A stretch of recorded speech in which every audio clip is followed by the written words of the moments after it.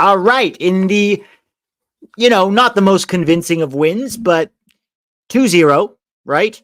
Uh, Yunus Musah and Ricardo Pepi with the goals. Yunus Musah gets his first ever goal for the U.S. men's national team, and Ricardo Pepi with a late finish to kind of put the icing on a win that, maybe wasn't totally convincing, but I'd say all in all, considering how many players were missing and it being, Pochettino's first ever camp, it's not a disaster, right? We did the job. We did the job. And if this was the performance a year or a year and a half into a Pochettino tenure, I'd be concerned. But considering it's his first ever game, I'm really not that bothered, Tac. How are you feeling? Yeah, same thing. Obviously, the performance overall was underwhelming. Yes. We got the 2-0 win. I think it's important to start winning again, building that mindset and everything.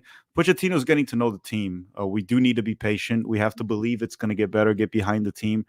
We're not going to sugarcoat it. Yeah, it was underwhelming. It was a poor performance overall. We'll talk about that in more details, player by player. Not everything was bad, but we have to assume that a lot of it is Pochettino learning more about this team. It was also friendly.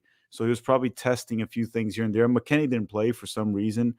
We'll Uh, talk more about that, but it is interesting. yeah, but yeah, of course, like we can be critical of certain things, but we have to try to be rational and understand that this guy is starting this project now. He's learning about this team. Greg Berhalter was given at least a year before people really started to pick on, besides the hiring process, but like when he took charge, like the Gold Cup, people started to get iffy about him. The 3-0 loss to Mexico, the Canada game, and then obviously World Cup qualifying got really bad.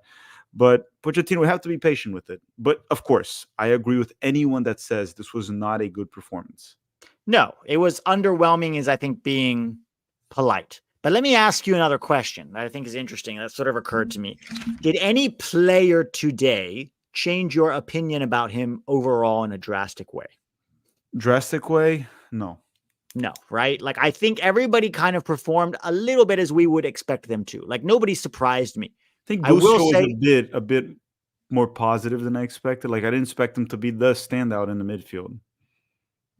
yeah, I mean, Busio, I kind of expected sort of that, from what I've been seeing in Serie A, what we saw a little bit in, the Olympics. I thought Busio continued to remind us that he has something to offer, certainly more than Aronson did, or even Musah did, you could argue, although Musah did score the goal.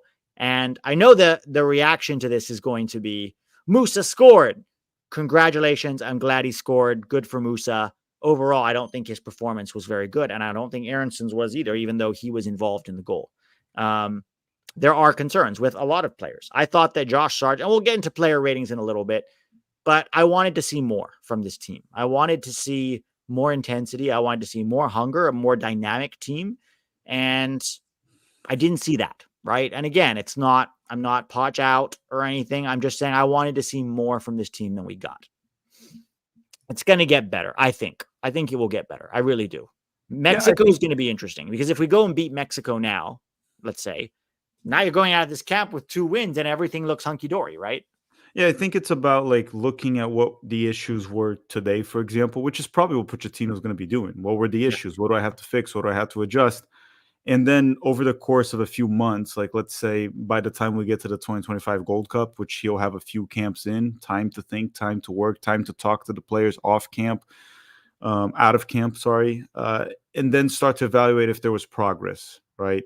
Pochettino's getting to know this player pool. And yes, we are missing like 15 players and Yeah, half of the starters. let's just quickly talk about that. Name the players missing. Sergino Dest, Chris You want Richards. my injured 11? Sure, we can pull it up, but there are even subs that would have been injured that could have contributed, right? You've got Richards, Cameron Carter-Vickers, Wiley, Dest in the back line. Midfield, you've got Adams, Gio, De La Torre, Johnny. right? Johnny, 8. Then you've got way on the right wing, Balogun up top, Paredes, Yao. I'm sure there's more. There was 15, so there's a few more that I'm missing here. Yeah, I mean, anyways, those 12 at the main least. guys. You could argue Fossey was missing because he was going to start, right? So, yeah, look, considering this is was essentially our B lineup, beating 2-0 Panama at home, you would take it any day of the week. You'd be like, yeah, right? 2-0 win. I think what was underwhelming was the performance. And to be honest, for a first game, it's not the end of the world. Like, if we still look like that in the Nations League next year or in the Gold Cup, then yeah, we're going to be going, oh boy, we're not seeing a lot of progress. But yeah, overall, I'm fine with that, right? It was a decent result, if not the most amazing performance, but it's just hard. It's a small sample size of Poch ball. We need Poch ball over 6 to 8 games to really judge it. I also don't think he's too focused right now on actually implementing the way he wants to play. It No, seems I like agree. he's very much like trying to see each player, like how they behave, their style of play, see them up close, judge, and figure out how he wants this team to play. So that's why at times it can look a bit scrappy. I don't think there's like a defined set way of play because they've been asking him in a press conference, and he seems to be kind of like, yeah, I want to play out of the back, but I don't want to die with this idea. Might have to change this, might have to change. I don't know Aronson's position. I don't know this. It seems like he's going to learn as it goes. And like I said, it's more about recognizing what the issues were and trying to figure out like if there was progress in a few months. It's going to be sloppy early on. Happy we got the 2-0 win. We needed a bounce back win after the summer, after last camp, and the fact that we've lost to Panama 2 competitive games in a row. This one was a friendly, though. But I guess starting with a win always feels good. But yeah, it's a feel-good win, if not a feel-good performance. But, Poch just said we really haven't done much tactically. We've just talked about very basic stuff with these boys. And I think that showed. I don't think there was a clear, defined set of tactics. Although, let's be honest, we did see a few things, right? We saw Musah on the right wing, so that was interesting. We saw a back three for the first time, I think, since Greg played a back three against Honduras away in World Cup qualifying. Certainly in possession, it was a back three with Joe Scally, Mark McKenzie, and Tim Ream there. A-Rob higher up the field, getting involved in the play more. I think when we didn't have the ball, the press was very much a 4-4-2 or 4-5-1 with Pulisic, Aronson, and Sargent kind of alternating to be the guy to step up and press first. So we got a few clues, right? We got a few clues as to what this team could look like going down the road. But we don't know. What are we going to see against Mexico, right? Are we going to see anything against Mexico that looked similar? Then we can go, okay, that's part of Poch's philosophy and not just something he was trying for one game. Because we know that Poch wanted to start Marlon Fossey in this game. So we may not have seen a back three if Fossey had started. So you could argue that's actually a positive that instead of going with his original game plan, Poch adjusted based on Scally being available instead of Marlon Fossey, right? So you could say he did something different based on the personnel available, which Greg never did. So that's one of the positives I think that we can take away. Mm-hmm. What are you going through now? I'm going to go through the super chats for a second, but first, where does the game start, guys? Let us know. Let me know in the chat box where the game starts. If you know, you know. Gabe the American, after years of BS punditry, gassing Triple G system, Poch beats a team Greg lost to 2 times in a row after a few days training. High press, much better style. Yeah, I don't think it was like this amazing performance, right? But that's okay. I wasn't expecting an amazing performance against Panama. 2-0 is 2-0. And we did create more chances than they did. Would we have wanted to create more? Yes. But you know what I mean? It's like, they had a few really good chances in the second half. One was clear cut that the dude missed. Farhadu missed. Yeah, Farhado and McKenzie needs to take some responsibility on that ball. Lund. And Lund too, both. Ref MVP of the night. No joke. She was actually great for a CONCACAF ref. This game is a tryout for the future. Don't take it seriously. I don't think we're taking it seriously, but we are looking for clues of what Poch ball will look like. And we're looking for signs of improvement, right? Katya. Oh, geez. These guys with the ref. The boys are really good in tight spaces. All right. Thank you, Katya, for that. Ruben. Seems like Poch was testing our floor, testing to see what needs to be addressed. Yeah. You know what I think Poch did, Tac? I think he basically put out whoever worked the hardest in training this week. He was like, you start for me. And then he'll see what they look like against competition that's, let's be honest, is not very high level. Panama are well organized and they have a few good players. But this isn't World Cup level team here, right? They'll be in this next World Cup very likely because of all the host spots and because we now get 6 spots. But that's not a team that you're going to go, always going to do some damage at a World Cup. It's a low-level CONCACAF opponent. And I think if you didn't look good, we've said this before. If you don't look good against Panama at home, with a new coach who you're supposed to be trying to impress, it's hard for me to believe you're going to look much better against another opponent. Mm-hmm. Jordan says, smash or pass through. Jesus Christ, you guys with this poor. This is why women don't become referees. Because of And guys just like to be fair, she was actually good because we didn't really complain about the ref all game long. No, she was a good referee. She kept the game under control. We went from playing Panama life and death to looking like we were in control. Not the best, but we looked solid. Sure. I mean, the problem is it was a friendly, so it wasn't life and death. Were we under control the last 25 minutes? It felt like I don't think we were ever under control in the second half, to be honest. I don't think we were. We scored early, and then Panama had like 3 or 4 consecutive mid to good chances. And then they had a few moments after that. And then they had a clear-cut chance with Farhado that he missed the target. And then we scored a late goal to get the 2-0 win. But let's be real about it. Like, Panama outplayed us for a good 20 minutes in the second half, 25 probably. Yeah, whether they outplayed us or we just dropped deep to defend and try to defend a 1-0 lead, I'm not sure. The Game Schizo says, I'm happy with the fighting spirit in this team. Also, Panama came to fight. I'm excited for the future. Yeah, Panama's always going to be a difficult opponent to play against. I think because Berhalter ball was so bad, we sort of try to take the positives out of a performance that wasn't great, to be honest. Like, I don't think we have to pretend it was good. We can be hopeful and we can take the positives away from it, but I don't think we have to pretend it was a good performance. Like, it's okay to be like, that was not great. Poch believes Cubone Maker. Poch believes in Musah's potential, and it looks like he's investing in him. Can't wait to see what Poch can get out of Reina. I think it's too early to draw conclusions about who Poch believes in and who he doesn't. I mean, it's one game in. We'll see who his guys are. Really, what we'll be telling is who does Poch start in November against actual opponents when he needs to win. That, I think, will tell us a lot more than who he's trying out in friendlies. I think he's trying a lot of things out. We'll probably see a very different lineup against Mexico than we did today. If the rumored switch, the dual nat switch is Chase, who do you think will be his long-term center back partner? Richards looks CCV McKenzie unproven. Neil, develop, please. I mean, we don't know if it's Chase, but if it's Chase, he'll certainly be in the mix. Look, he started a few games for Stuttgart because they had some injuries, but it's not like he's a locked-in starter for us right now if he switches necessarily. He may be with Richards. Right back for them a few games, so. He also played right back a few times for them. Yeah, I mean, I think it's too early to say if he switches that he's like, the pairing will be interesting to see. I want to see what Richards and CCV look like under Poch, because all we have data on is how they look under Berhalter, right? So it's really hard to say right now. But yeah, I would love to have him switch because we do need more center back depth and certainly more center back quality. Eldon says, ironically, we disorganized the opponent. Like that we played forward, played quicker, and played long balls to runners and pressed if we didn't get it. Yeah, when we talk about positives, there were some positives. I thought we were a little more fluid with our movement off the ball and on the ball than we were under Greg Berhalter. Like, there was no dull Berhalter patterns of play. I'll give him that, right? There was attempts to do things that didn't always come off, and I think that made us look worse than we wanted to.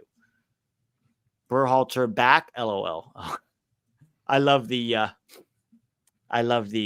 trolls. Mac Flurry, not sure what that means. 999, but thank you. Viva in sight. Low key kind of seems like Turner still number one. No. Let's see who he starts against Mexico. If he starts Turner again against Mexico, then I think it'll be fair to say that Turner is Poch's number one for now. Now, if he starts Schulte again or Stefan against Mexico, then it could be he's giving everyone one game and to see how they look. So we just have to see who he starts against Mexico.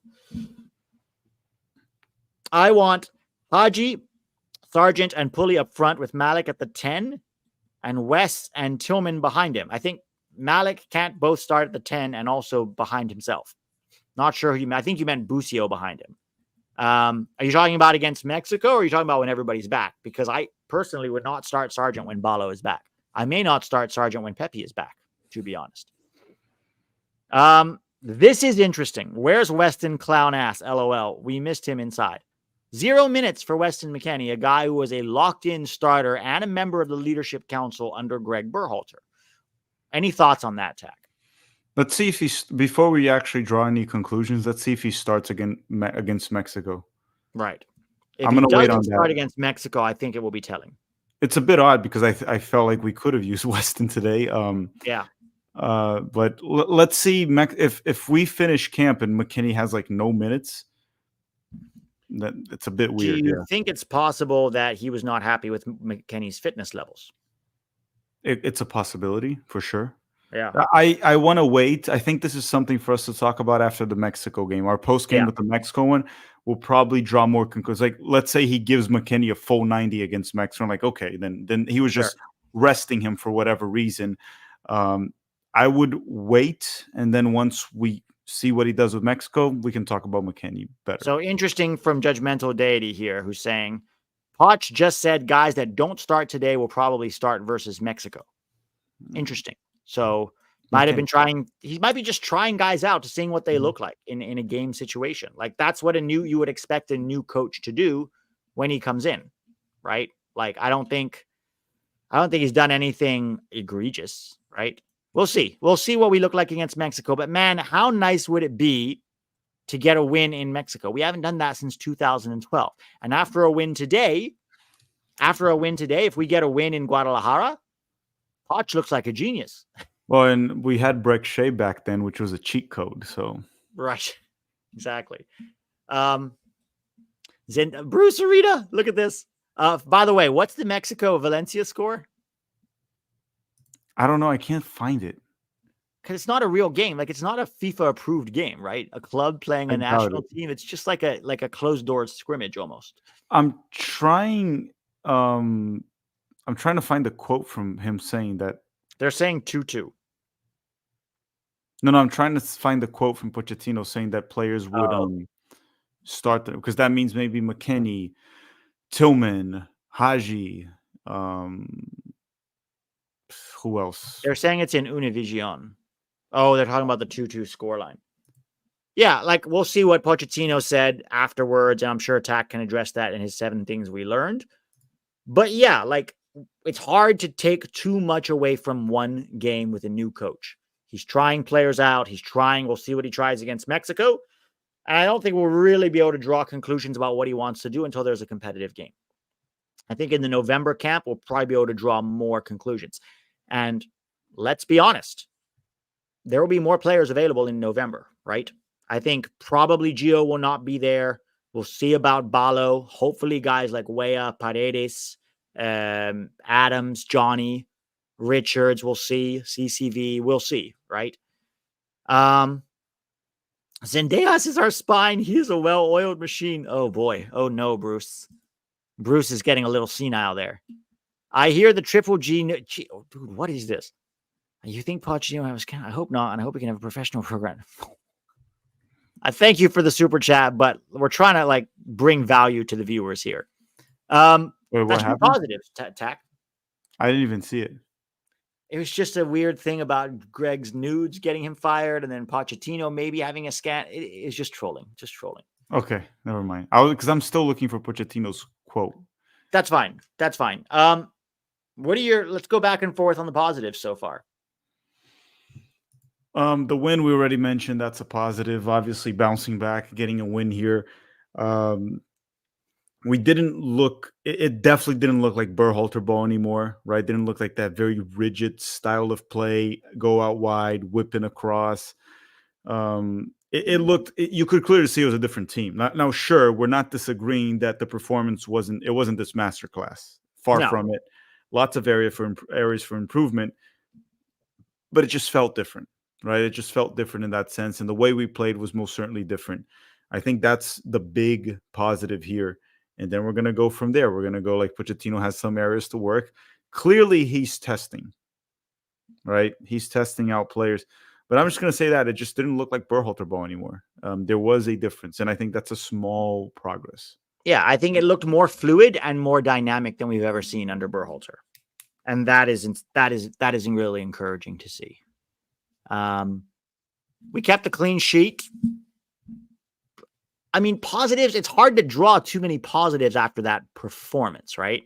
Because I'll just say Busio. I thought Busio had another good performance. Not an outstanding one, but he did enough to certainly get more chances, I'd say. Yeah, I think also Pepi didn't do much besides the goal, but he came in, he got a chance, and he delivered that one chance, right? Right. It's good to see him go back to score goals again.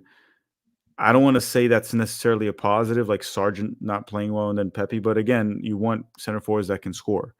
So I've been saying this for the last couple of weeks, is that Sargent is probably a better all-round player, but he misses chances he should be finishing. And Pepi's a better finisher. Like if you give Pepi a good chance, you kind of bet on him to finish it. And I think we saw that today. Although I don't think Sargent was great in general. Not like, forget the miss. In terms of his hold up and combination play, I don't think he was very good.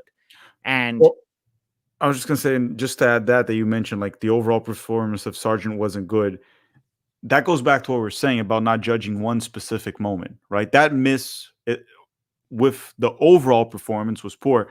But let's say Sargent had scored that goal. The overall performance would have not still change. been bad. That's what the point we're trying to make about the goal we scored, the first one. Aronson put a nice ball to set up Pulisic. Pulisic got the cross, and Musah scored. That doesn't change the fact that Aronson and Musah did not have a good game. They didn't play well. No, they didn't. They did One actually moment can't quite change it. poorly. Same thing with Sargent. He didn't have a bad game because of that missed chance. He had a bad game, period. Overall. Yeah. Exactly. That's because we very often we get caught up in one moment. Like if Sargent had scored that, all of a sudden he can fight for the 9. He delivered better than Balo. Yeah, all of that. Same thing with Pepi too. Even though Pepi, I wouldn't say Pepi had a bad game. He came in later, didn't do much. Didn't have. He also didn't have the ball when he was on the field. We were defending, and then we got one chance. Pepi did deliver. So overall, that one goal does play a role in saying Pepi had an overall good performance because he didn't have anything bad outside of that. But again, we can't let one moment define a player's performance. Sargent was bad in general, not because he missed that chance. He was just bad. Right. Yeah, no, I agree with you. They're saying the US's XG was 1.54 and Panama was 1.21. That does seem to match it. It was fairly balanced. Yeah. No, I agree. Sorry, I just got distracted. All right, let me read a couple more of these. Do you have any other outside of individual player performances? I guess I like that we tried Joe Scally in a back 3, which I think kind of suits him because he's a bit of a hybrid center back / stay-at-home right back. He doesn't offer you a ton going forward, but he offers you more solidity at the back. And I think Greg never really tried that at all. It was always get up the field and put crosses in with Scally, right? That was kind of his job. Whether it was Dest or Scally, it wouldn't change. And so I think Pochettino using Scally in a different way and trying a back 3 was interesting. I also liked the Reem McKenzie pairing. I remember Greg trying a back 3, something like that once. But at the same time, we've seen Scally playing very high up the field with Greg multiple times. And we talked about how Scally doesn't really offer much at all going forward. Now, defensively, he's pretty solid. He's a good right back there, even though Pochettino seems to want Marlon Fossey, right? So Marlon Fossey might be the starter there. But overall, Scally, yeah, it's good to see someone recognize that. Try to play a player to his strengths, right? Scally's strength is mainly defending, positional awareness. It's not really going forward. He actually went forward like a few times, and then once he got in a cross, and it was a horrendous cross. That's not his thing, offering much going forward. And Pochettino probably recognized that very quickly from watching Scally. Took him just a few days, what Greg couldn't recognize in 4 years. Remy says, woo, Pochettino is about to make a name for himself. I'd argue that Pochettino already has made a name for himself, but maybe within the US amongst casual sports fans, you're right. He might get some people's attention. All-around gamer. Honestly, Poch has known these guys personally for what, 4 or 5 days? Let's give him at least until Guadalajara. Oh, I'll argue even longer than Guadalajara. Like, I think by the Gold Cup, we want to see progress. And if we don't see progress, then it's time to start questioning him for sure. But I think you need to give him at least 3 camps. Look, how many camps does he have with this team? October, November, and then March. Because January is Camp Cupcake, right? It's MLS promotion month. So he's got 3 camps with this team before the Gold Cup starts. I think 3 camps plus the Gold Cup is more than enough to draw some conclusions. But even that isn't that much. but it's the reality of the international game. He has to start performing. Yeah, and then obviously in that time frame, he's going to have to talk to the coaching staff, plan, like what is he going to do? Talk to the players individually, travel in Europe and talk about them. That's part of his work. And so I do think that by the time we reach the Gold Cup, where he's going to have 3 camps total in a few months, where he's going to analyze the player pool more and more. Yeah, I think it's enough to start just like, hey, we kind of want to see this team playing a lot better when we get to the Gold Cup. It has to be a really good Gold Cup. yeah. And we have to win it. I mean, we have to win Nations League and Gold Cup. Those are the targets that we set. Like, that's bare minimum stuff, to be honest. I mentioned Wes and Tessman behind Malik in Mexico. Oh, he's clarifying his statement. So you want Wes and Tessman behind Malik? I think Busio deserves a look against Mexico, to be honest. Maybe even if you don't start him, at least off the bench. I think he did enough today and enough in the Olympics and enough for Venezia to maybe deserve another start, though. I would probably start him and Malik together. It was weird. Early in the second half, it seemed like we were just holding the ball in the back, holding the lead, or I think they were trying to be deliberate about building it out of the back, and Panama was pressing quite aggressively, and at times we struggled to break that press with our passing. So I think that was part of what was happening there. Bruce Arena. This is a new troll, huh? We haven't seen this one before. Poch ball didn't work. We need Arena and Bobby Wood. Oh, is this Colin Reese's brother? No, it's just joking. Oh, okay. I was like, wait a minute. I know a Bobby Wood fan. There's only one. Tess looks like Kareem Abdul-Jabbar out there. This is where I'm going to show my ignorance. Is he an NBA player? Kareem, yeah, he's the hook shot guy from the Lakers. Oh, okay. Old school. Tessman had a really nice pass, a long pass that ended up being offside with his left foot. I think he was playing in Haji. It was really nice work. Okay, let's talk about the negatives. Outside of individual player performances, I thought we could have made some better subs, to be honest. I thought the substitution pattern was weird. I get trying to rest certain guys, but I thought Aronson and Musah should have been off a lot earlier. It's nitpicking because, again, he's just trying stuff out right now. But in terms of the game performance, I thought those two should have been the first guys out. I'm trying to think of like specific negatives. I don't see, because even here's my issue with calling anything a negative. Anything that was a negative, like for example, Aronson, we kind of saw what we've always seen from Brendan Aronson. But is it a negative? Because again, Pochettino is testing, and he has to see it with his own eyes, right? He's not going to go based on what any pundits are saying or what even Matt Crocker told him. He's going to want to see it, and he probably saw it. And we have to trust that this guy's going to make the right judgment for the national team here. I guess like when you're saying negatives, you're saying things we didn't like, maybe, because I don't think there were any negatives. I mean, here's the thing: to call something a negative, you have to draw a conclusion, and it's hard to draw conclusions after one game. Yeah, that's where I'm going. Like I don't think there was, and people are gonna find this weird. I don't think there was a negative in the game. There were bad moments, and there were things that probably exposed a few players to Pochettino. Right, you can't rely on Aronson to be a creator. They're gonna again point out to the play with Christian Pulisic, but again, that was also a pretty basic pass. It exposed a few things like that, and then again, it's also Panama.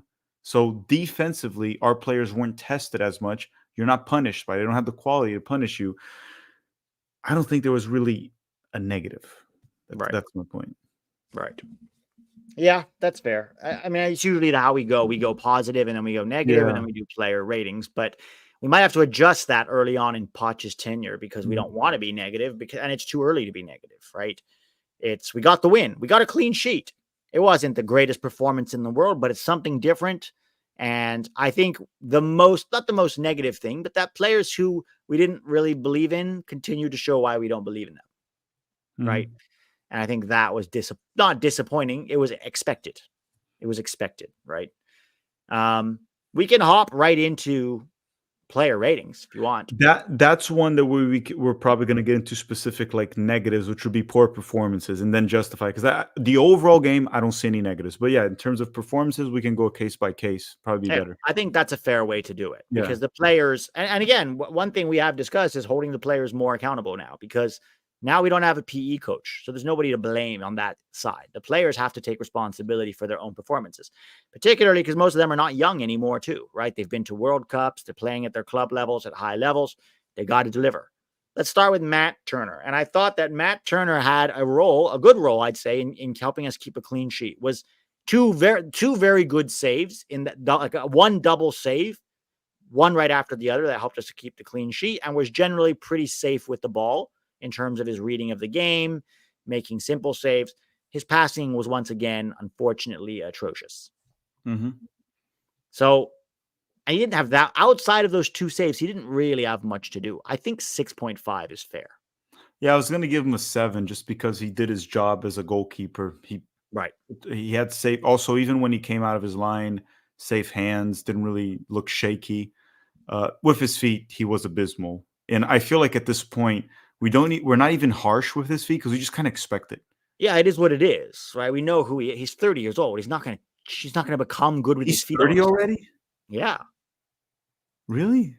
Wow. Yeah, he's 30. Remember, this guy started his career very late, right? He was a very poor, college keeper who sort of hustled and grinded his way into MLS and then got better at, this guy didn't even start playing soccer until he was like 15. Yeah. Shot stopping for him I'll give him a 7. It might be generous, but I thought he was good as a shot stopper today. And also crosswise, every time it came up, didn't even punch the ball, made some good claims, like held the ball, safe hands. Just with his feet, he's horrible with his feet. And I kind of expected that. So maybe my standard just low there. I'm going to give him 7. Here's my question. Would you start him against Mexico? Or would you give I Schulte wouldn't have started him today. I wanted to see Schulte, but you're going to... I thought today was the game for Schulte, and then Mexico would be Turner. But now, would you still start him against Mexico? See, I kind of want to win against Mexico. And for better or for worse, I feel a little bit more reliable with Turner in high-pressure situations right now. Perhaps, yeah. He's played World Cups, right? Played against Mexico before. Yeah. I think it's one of those situations where you just kind of pick your poison. Yeah. It's not like either one is going to save us or be a miracle worker. Turner has had games where he was a miracle worker in terms of like shot stopping. There's that for him. He's also had some pretty bad, performances. So it's just hard to say which one he's going to be. I hope it showed Pochettino one thing. Like, sure, if you don't want to play out of the back, maybe you can work with Turner. He has his moments.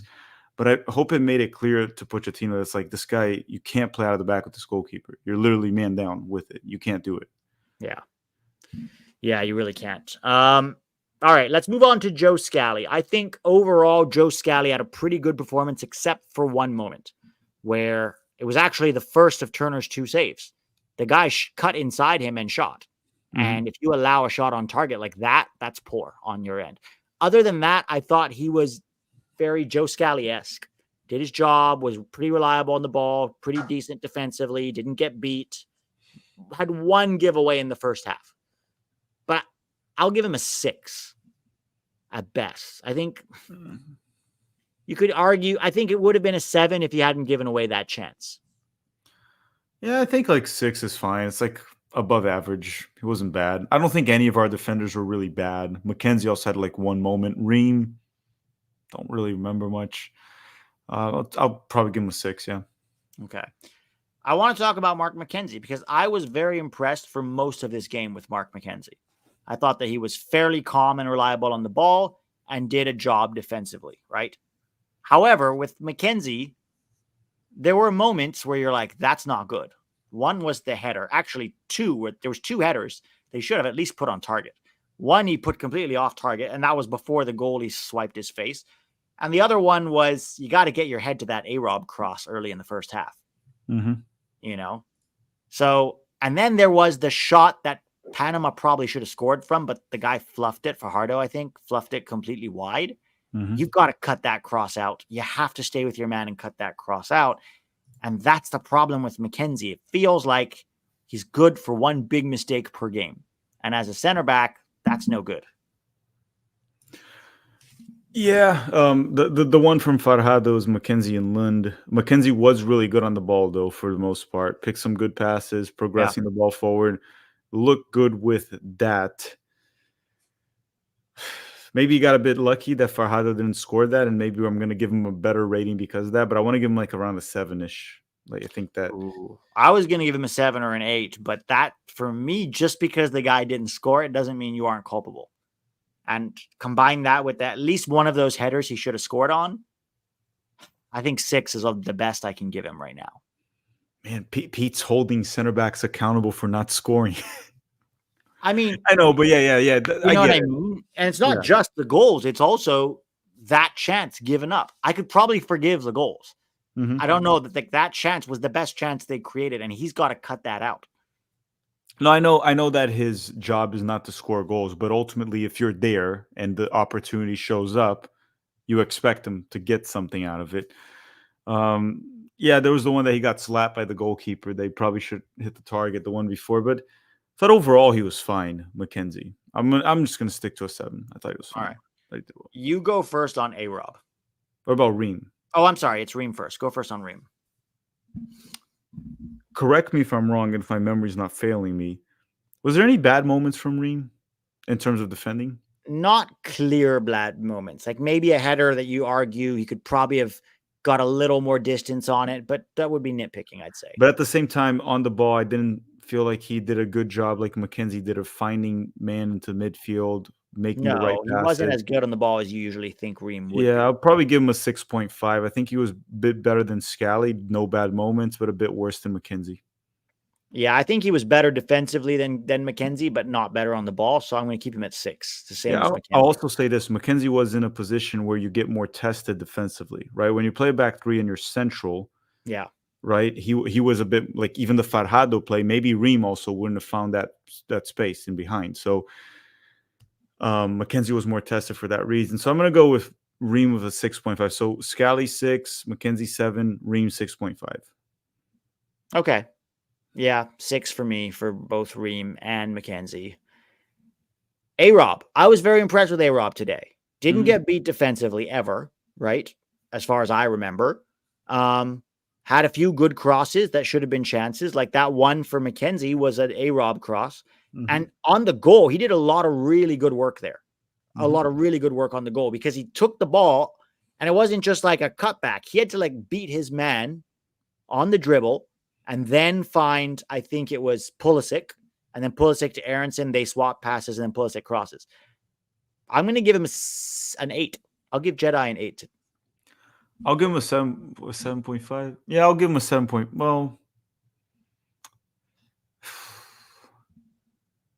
yeah, because at the end of the day, like he did what he could to get the assist, right? It's not on him. Someone has to finish it. Right. And he was rock solid defense. Yeah, I think an 8 is fair. He was really good today. Yeah. I thought he combined well with Pulisic. Early on, that shot got blocked. That could have been a goal. I think 8 is fair. I think because he defensively did good and was involved in the attack. What more do you want from your fullback? Yeah, it seems like Pochettino already knows how to use Jedi also. He kind of pushed him high. Well, Greg he didn't have him involved in the build-out like Greg did. Yes. Understood that real quick. Who else we got? Brian Bunker, you do not need a goal for an 8, especially if you're a defender. No, otherwise defenders would never get 8. Otherwise, a goalie would always like you're saying a goalie could never have a 10. What if he saves 5 penalties and you win the game, but he didn't score a goal, so you give him a 1? No. Well, so I think one thing that plays a big role to bump up defenders, that includes A-Rob, is a clean sheet. Like that's like a goal, like for them. Yeah, especially if you're individually, if you are defensively very solid. This is a great one from Cubone Maker. Sergeant demoted to corporal after that match. I don't know the rankings of the military. Corporal is under, it goes private and then corporal and then sergeant. Oh, so he's a high ranked one. I mean, there's still like lieutenant and all these other ones above you, colonel, general, major, all these other ones. I don't actually really know that well, but so let's get into midfield now. Aiden Morris. I'm very curious to hear your thoughts on Aiden Morris because I thought he had a mixed game. Yeah. So a couple of things. Very physical, aggressive midfielder. He had some good moments with quick releases, right? Doesn't hold the ball for too long at times. But he had some bad giveaways. I would say in the midfield, he was the one that had the most bad giveaways out of the midfielders. More than Tessman when he came on. Definitely more than Gianluca Busio. I don't know about Aronson because just Aronson's one of those players that's just kind of like hectic, just all over the place, like Yeah, losing the it's ball. Like chaos it's on just both sides of chaotic. the ball. Aronson's chaotic off the ball, on the ball, probably in the locker room, probably at home. He's chaotic, just chaotic everywhere he goes. But I don't think Aiden Morris was bad. It's just that the bad giveaways, again, if it's a better team, it can probably punish you.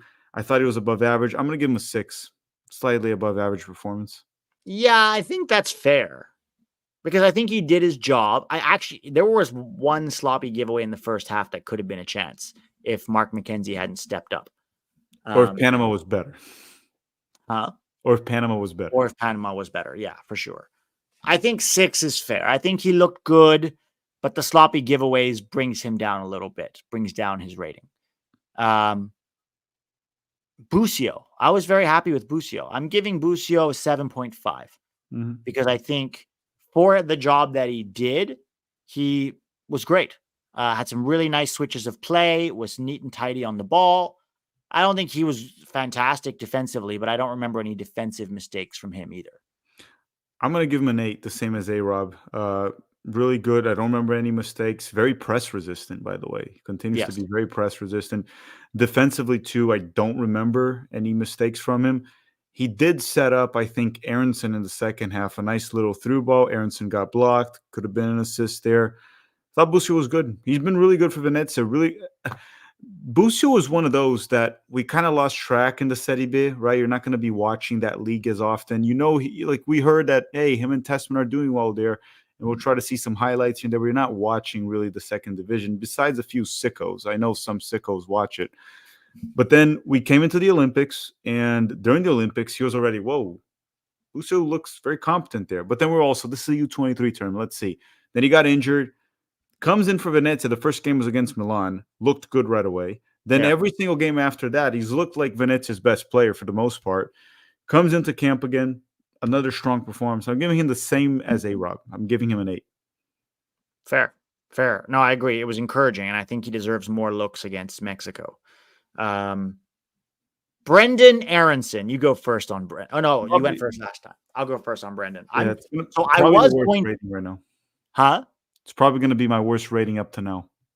Yeah, 100%. I was going to give Aronson a 3. Okay. And however, he was involved in the goal. So I will bump him up to a 4. But that is the most I can do. And I don't think that what his involvement was like some magical thing. It was a good little pass to Pulisic, but I don't think it was like, oh my God, that was just magic trickery. Yeah, I think that Aronson was ineffective and poor. He was the same player we always known him to be. Runs a lot, tries to make things happen, has terrible balance, cannot create. The only creating he can do is by winning the ball. Yeah, I'll give him a 4.5, lightly below average performance. He was just running all over the place, trying to create chaos. The problem is when he creates chaos, he doesn't just create chaos for the other team. It's just chaos for both sides. Everything's chaotic. There were moments in transition, one specific that I remember down the left where he just completely killed it. Pulisic gets fouled. We get the advantage, and then you're like, go, Brendan, run at the ball. And then he stops, waits for Karaskiri to catch up, drops back, tries to dribble another guy, kills it off. Besides like the goal where he helped set up the play, which again, I agree with you. I don't think it was anything brilliant that he did. It was a good moment, definitely a good pass, but nothing brilliant. So I'm giving a 4.5. He can't be our 10, dude. He can be the guy that if you're trying to hold a lead, you send him in the last 15 minutes and he'll harass the player. Go harass Messi. 5 minutes, I would argue. Yeah, you just put him on, go harass Messi right there. And he'll just run out like just like a mosquito bothering Messi. Although I think Messi would turn him and then he would fall down. I don't know. So maybe have him harass Raul Jimenez. There you go. Maybe Charlie Rodriguez, something like that. Right. But that's it. I'll give him a 4.5. Yeah, I'm sticking on 4 for Brendan, and I hope Pochettino saw that. I think at best, Brendan should be the 26th guy on the roster at this point. I think it's also, we have a lot of data on Aronson he isn't going to change. He's 24, right? It's not a young player. He's entering his prime soon. So, Musah, and I'm going to say this with Musah. You go first on Musah. I thought despite the goal, the overall performance wasn't good. Yes. He didn't really offer anything. There was no crosses, no combination play, nothing, no long shot, nothing, literally nothing. Besides, like, he was hustling down there. Even the dribbling wasn't good this time around, which is normally what he stands out for. Now, obviously, he's going to get a bonus point for the goal. I Yeah. understand that it wasn't the toughest finish in the world, but still, he made the right run, off the ball movement, right place, right time, and he finished his chance. He scored. Yeah. And Musah's job is not even to score. And by the way, congratulations to Musah for scoring his first goal for the U.S. men's national team. I think I'm going to give him a 5, and that's with the bump of the goal. So I was going to give him the same as Aronson, a 3. And I think you get a better bump for scoring a goal than being involved in the goal 2 passes back. So I'm also giving him a 5. And that's with the goal bump. I think Musah was poor.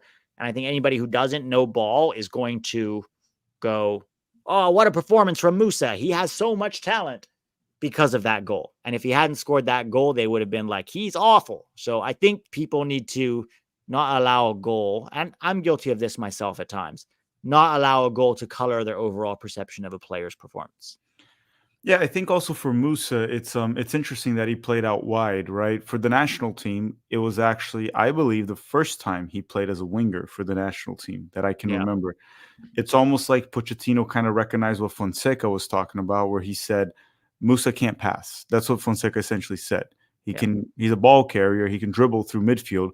But the problem with Musah too is when he dribbles through midfield, it usually like ends up being nothing.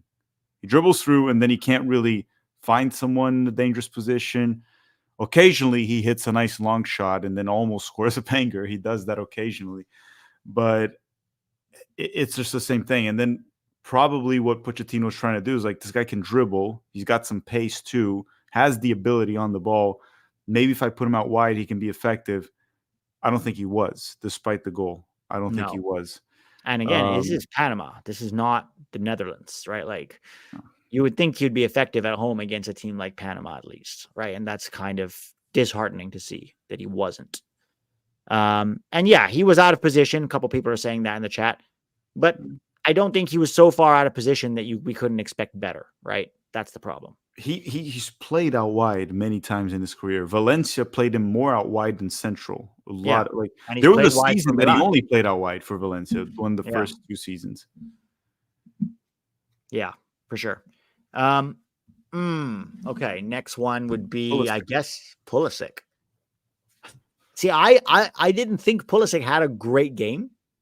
I think he had a few good moments. Obviously, getting the assist was good. He also created that chance for Aronson in the first half, which was not only a good chance creation with the through ball, but it was also he won the ball, swapped passes with Sargent, and then had a nice through ball for Aronson.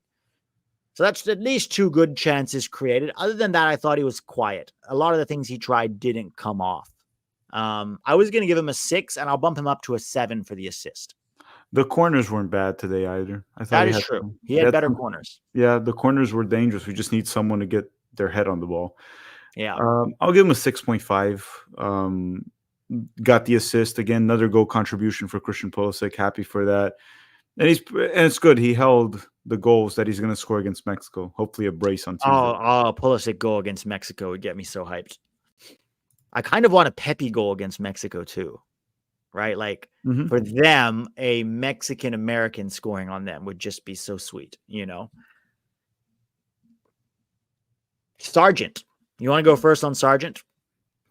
Yeah, I think he might be my lowest rated player, actually. He might be. Because he doesn't have a goal or an assist to bump him up. No, and it was he has actually a bad miss to bump him down. It was a bad performance. So like the overall performance would have been like a 3 or 4, like Aronson. Yeah. But unlike Aronson, he actually wasted, even though Aronson did waste one good chance too. But at least he put that on target, and that was a tougher shot than Sargent's. Yeah, Sargent missed target with a shot that wasn't really under pressure in the box. Didn't really offer much outside of that. I'm going to have to give Sargent a 3.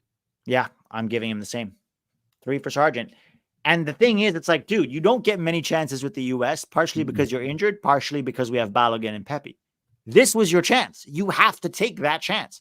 And it's one of those situations, like, it kind of doesn't matter how well you play for Norwich. If you come and stink it up for the U.S., none of that really matters. Like, that'll get you a chance. That'll get you a look.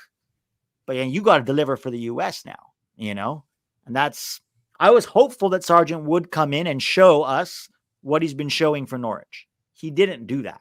I don't know if it's the pressure got to him or if it's just an outlier of a game. The thing is, even with Norwich, he kind of does miss chances sometimes he should be finishing. But at least with Norwich, he has the hold-up play and the combination play that we didn't see here today. 3 for Sargent. Let's do some of the other subs here. The first one thing about Sargent, I wonder if he would look any different if he had like a 10 to combine with him instead of Aronson. Yeah, I mean, it's possible. He did combine well with Pulisic on that one opportunity for Aronson, right? That was nice. But that was probably the only real positive I can remember. He did also have that one nice shot with his left foot from the edge of the box that he sort of created himself.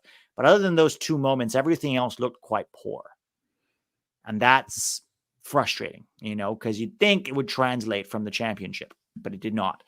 Speaking of the championship, Haji Wright was one of the first subs, got the assist on Pepi's second. It was a nice assist. Like, he had to put it just far away enough that the defender couldn't get to it, but also far away enough from the goalkeeper. So there's a certain amount of precision in that cross from Haji Wright. And credit to him. That was a nice assist. Mm-hmm. I think I'm giving him a 7 because he looked dangerous. Compared to Musah and Aronson, I thought Haji looked dangerous when he was on the field. He drew a foul or two also on his own. Yes. I can't remember right now precisely, but yeah, I'll give him a 6.5 also. Got the assist, similar to Pulisic, even though maybe in a per minute basis, he played better than Pulisic if we put like it per minute. But I'm giving him a 6.5 for Haji. I thought it was solid. And then I'll give him a 7 because if you only play 20 minutes and then you get an assist, I'll bump you up. I'll bump him up. I'll give him a 7 there. It is nice to know that we do have some backup for Christian Pulisic. Obviously, he's nowhere near Christian Pulisic's level, but he did, he does deliver, at least against CONCACAF teams. I'll give him that. He had the 2 goals against Jamaica, the assist against, whatchamacallit, today against Panama as well. Let's see. Can I just pull one comment that I just want to address real quick? Because sometimes it feels like people take things out of context. It's Jason Bowa, whatever. Oh, this one. Yeah, I'm just going to read it real quick. Just saying, you guys act like we're supposed to house Panama under first-time tactics against a team that consistently gives us trouble. We weren't perfect, obviously, but this is why. No, like, we're not acting like that. I think we're being quite positive. Like, we're saying it was an underwhelming game, but that's okay. The underwhelming part of the game was like we got the win, but Panama had multiple chances in the second half. I would say like a good 3 chances that they had in the second half. One was clear cut to tie the game, and it could have very well ended 1-1. So it wasn't perfect. But if you want to be one of those fans that think we beat Panama, now let's go for the World Cup, we're gonna win it. It's like no. What we're saying is it's a good win to start the Pochettino era. It wasn't perfect, and I'm pretty sure we said there were no negatives. We literally said that. So, Jason, I just don't make shit up, I guess. Like, that's there's a little bit. Somebody had a narrative on Twitter that you and I said, which we have literally never said, that Sargent and Ballo are the same level and Pepi is behind them. And that we have this huge agenda against Pepi. And I was like, what did Pepi like? The thing no. Is like, we have always said that Ballo's our number 1 and Sargent and Pepi are fighting to be the backup. True or false? Yeah, and well, I still think Sargent's probably ahead of Pepi. I'm not going to change my mind because of 1 goal. No, but Sargent has not delivered when he has played for the U.S., even though it is 1 game. Well, Pepi hasn't delivered since today also. So start against Mexico, Pepi. Let's see how he does. Yeah, we may have to. I don't think the gap between Sargent and Pepi is huge. I think they're good at different things, but I think Ballo is our clear number 1. Oh, yeah. It made it super clear today, too, that he's just a level or 2 above those 2. Yeah, I mean, if we say, amazing, we won 2-0, people are saying, you're just because it's Poch, so you're glazing the team. Doesn't matter what we say, dude. Some people are going to be mad at us. It's just part of the job. So we did Haji. Lund was one of the first subs as well, right? Let me pull it up here. It was Haji, Lund, Tessman, and Pepi. Those were the first 4 subs. So we didn't do Pepi, we didn't do Lund, and we didn't do Tessman yet. Then after that, Tillman was the final sub, right? So I'll read Wait, it for you now. So it was Haji, he made 4 subs at once. It was Haji, Tessman, Pepi, and Lund. So we have Tessman and Lund to rate right now. did we make 6 subs? Yes, he put then Tillman closer I to thought the you were end. only allowed 5. Friendly, maybe they Oh, just let. friendly, you get 6. That's right. Yeah, That's right. Panama also did 6. And then, Yeah, I yeah. mean, Zendejas we won't be able to rate because he got like 5 minutes. I'm gonna rate him. Oh, you are? Okay. But Yes. we still have Tessman and Lund here. Tessman seemed fine. Played it safe. Pete? Yeah. Yeah. I think 5 is fair for Testament. I'm trying to remember. I liked his pass. Other than that, I thought he was pretty steady, like a steady Eddie. Didn't stand out in a negative way, but wasn't like magnificent, which is fine. That's what you want from your central defensive midfielder, right? So I think 5 is fair. What are you giving Testament? Yeah, I'm probably going to give him a 5 just in terms of average. He played it safe. He didn't play bad, didn't make any mistakes, wasn't heavily tested. Did a lot of defending there, but wasn't like overly. None of the mistakes were on him. Maybe a 5.5, I guess, like slightly above average since there was no problem. I'll give him a 5.5. Lund is an interesting one because I didn't really see Lund do much, certainly compared to A-Rob. And he should have done better on that chance that Panama should have scored on. Farhado's chance, yes. Farhado's chance, right? He allowed that cross. I'm going to give him 4.5, like below average, because I thought he was average for most of the game. Like he's not an attacking threat in the way that A-Rob is, right? And he could have done better on that cross. I think 4.5 is fine. Yeah, I'll give him a 4. It's below average. I've talked about this before. I don't really, as of now, I haven't seen anything from Lund to rate him. Yeah, I don't rate him any differently right now than I rate Wiley or Tolkien. I think they're all roughly at the same level. Pepi. Obviously, Pepi comes on and scores the goal. He didn't do much else, but to be fair to him, we didn't have the ball for most of the time that Pepi was on the field. He was defending a lot. Did he get a little lucky that the goal went between the goalkeeper's legs? Yes, but you put it on target, you always have a chance, right? Mm-hmm. If you fluff it the way that Sargent did, you don't have a chance. So I'm giving Pepi a 7. Yeah, I'll go with the 7 too. I don't want to think about it too much. Just give him a 7 for the same reasons, right? He didn't really do much. He was doing a lot of defending because we were defending a lot the last 20, 25 minutes. And he was given one chance to score. And regardless of the goalkeeper doing a poor job or not, as you said, you can only score if you hit the target. And he hit the target. And he scored. Yeah, exactly. 11th. I think this is his 11th goal now for the USMNT. 11th or 12th goal. Mm-hmm. The last one, Tillman. Are you going to rate Tillman? I don't think he had 10 minutes and was kind of one or two good moments. Yeah, but also very sleepy at times, right? Like an extra touch and just like some. Tillman he didn't press. I noticed. I noticed he didn't press when he lost the ball, which is maybe why he didn't start. Yeah, Tillman is an interesting one. He has like some really good moments, and then out of nowhere, it looks like he's just falling asleep on the field. Tillman reminds me of a Sergino Dest. Like, it's odd they play for the same team. It's just kind of like feels like he's not always there, and he's a little unpredictable, sometimes in a good way, sometimes not in a great way. But Tillman and Dest feel like 2 peas in a pod, except that Dest is funny.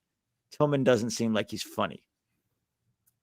Like, you're not going to get a highlight video about his barber. Did you see Dest's barber video? The reason Dest is so funny is because most of his funny moments, he's not trying to be funny. No. And this difference with him, McKennie is trying to be funny. Like, McKennie is trying to be the class clown, which almost makes him not that funny. But Dest is so serious. You're right. That's what makes it so funny. Like the videos of McKennie dancing, he's like trying to show off for camera. And then Dest goes to the freaking roof with 3 dudes and just does a choreography with it. Or his weights in the basement of Camp Now. Oh, yeah. Like yeah. 5-pound weights. They weren't even like heavy weights. They were like tiny. And he posted it.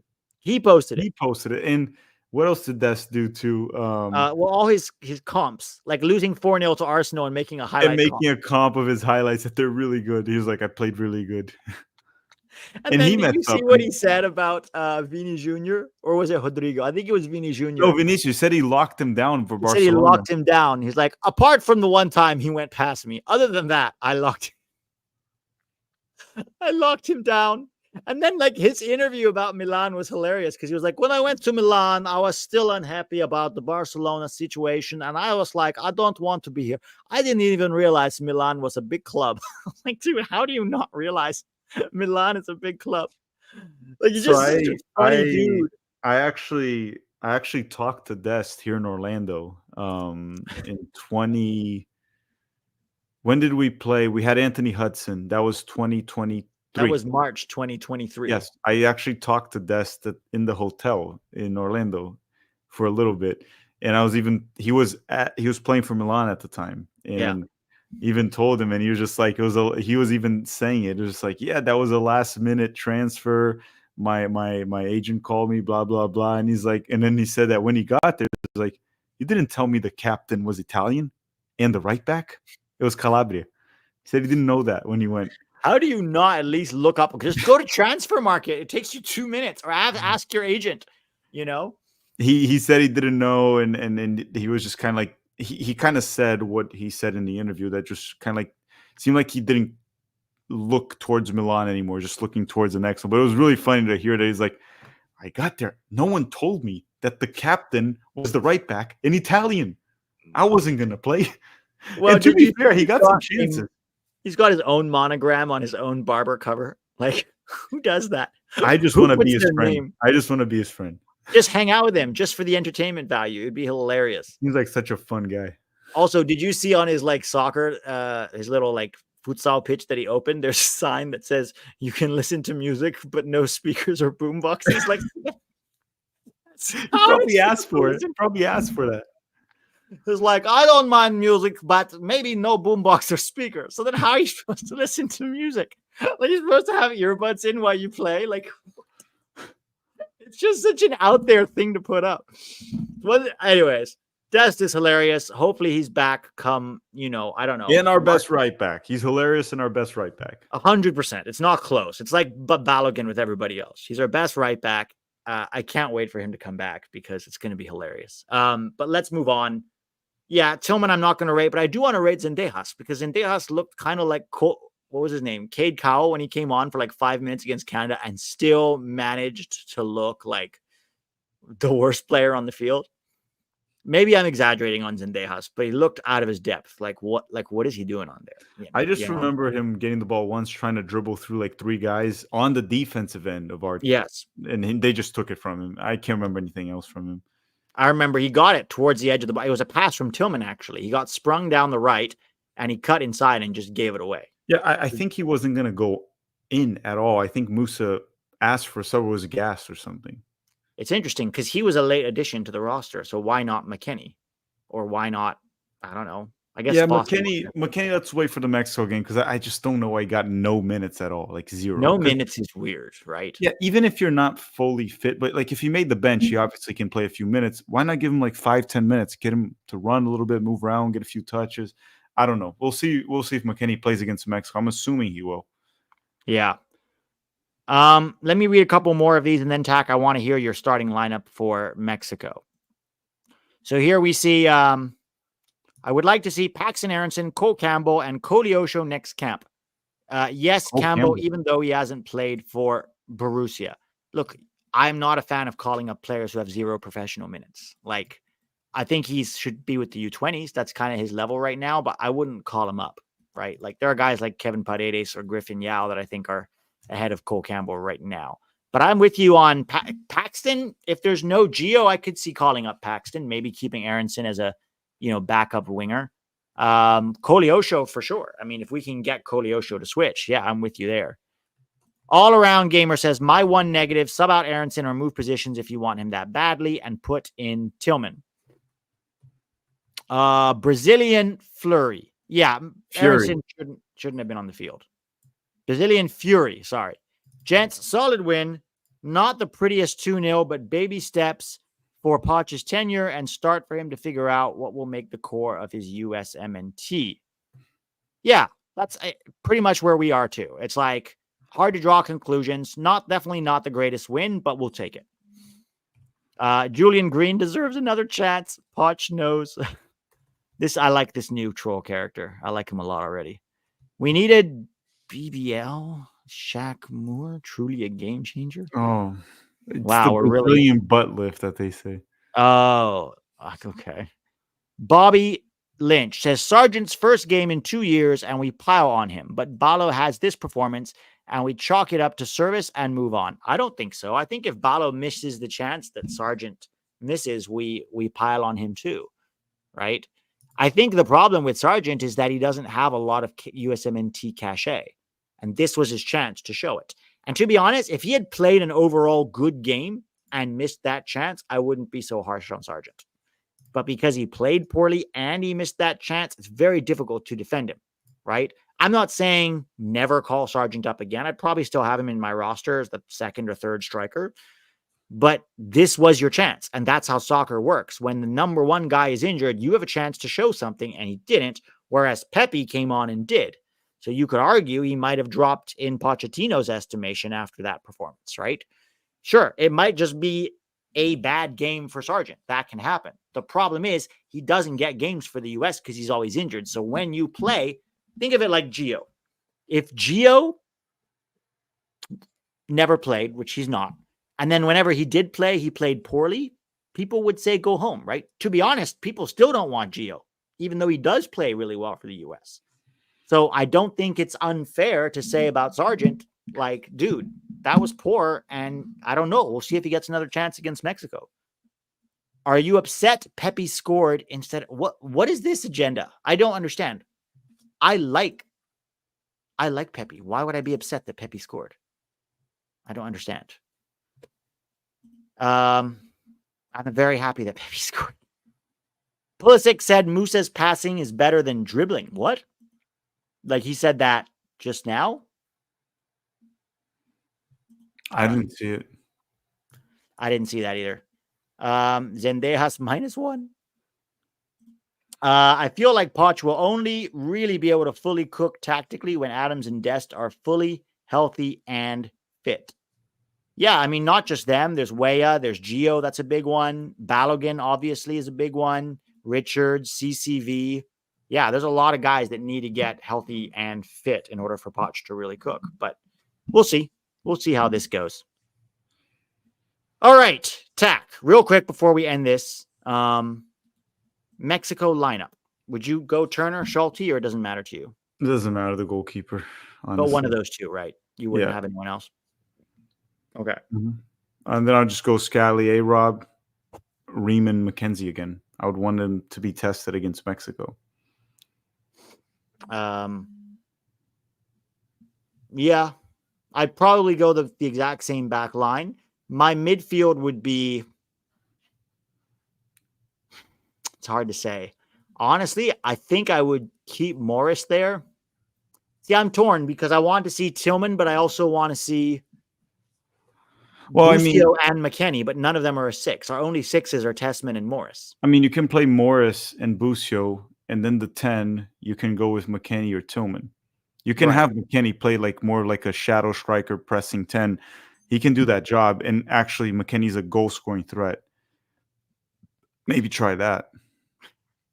Maybe Tillman wide, McKennie at the 10. Like Tillman on the right. McKennie wide. We've seen him play for years. I might do that actually. Yeah, McKennie wide. They can interchange. McKennie wide. So Busio and Morris, Tillman at the 10, Pulisic, and McKennie. I'd probably start Pepi. I think Sargent got the start against Mexico, and I'd start Pepi. Or Sargent got the start against Panama, and then Pepi, and then give Sargent the last half an hour. That would probably be what I would do. Depending, like if Pepi has a goal or two, then you just give him the game. If Pepi has a goal. Yeah, sure. But yeah, probably for this game, start Pepi for a couple reasons. Like this camp, we know Balogun is number 1. Coming into the camp, I thought Sargent was number 2. Sargent didn't deliver the first game. Pepi scored. So give Pepi the second game. See how Pepi can do against Mexico. He scored last time when we played Mexico Nations League in the US. So give Pepi the Mexico game. If he's playing like crap by minute 60 or so, send in Sargent. If he's got a goal or two, maybe give him the full game. Yeah, why not? Why not? All right. This game, I will do the tactical breakdown tomorrow on Patreon. Patreon is in the description below. Tac also has a Patreon, Tactical Manager TV. You're going to do the 7 things we learned tomorrow morning. And that's it, guys. Thanks for hanging with us. I know it's late, especially for those of you on the East Coast. A good start in terms of the result against Pochettino, but now we face Mexico away, and we haven't beat them away from home in 12 years. 12 years. So Poch has the chance here to really make a statement, and let's hope he does. Isn't that the only win we have against him away from home? I think ever, yeah. I think ever. So if he wins that, now he's looking at, 2 wins and a big important win against Mexico without a lot of our key players. Could be very interesting. That's going to be a fun game. McFlurry. Is that Weston? Is that Weston's nickname? No, they were talking about the McFlurry from McDonald's. And when I was reading it, I read McFlurry. Instead of McFlurry, I said McFlurry. Oh, okay. And now they're just saying McFlurry in the chat the whole time. Gotcha. All right, guys. Thanks for hanging. Smash that like button before you go. If you're new, it's a new era under Pochettino. So smash subscribe. Also go to Tactical Manager TV. Subscribe there too. And hopefully we will see you guys soon. I don't think I missed any other super chats. Oh, he said that in a video with Milan Pulisic about Musah being better. Got it. All right. Well, I don't agree with Pulisic there, but we'll see. Have a great one, guys. Talk soon.